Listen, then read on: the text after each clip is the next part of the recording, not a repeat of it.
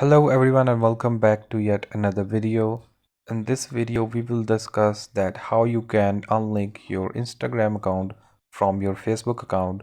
So without wasting any further time, let's get started.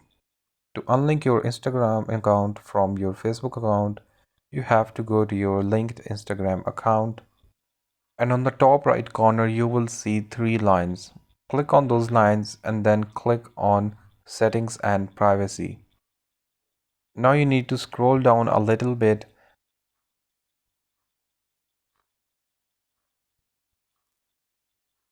and you will see Sharing and Remixes option.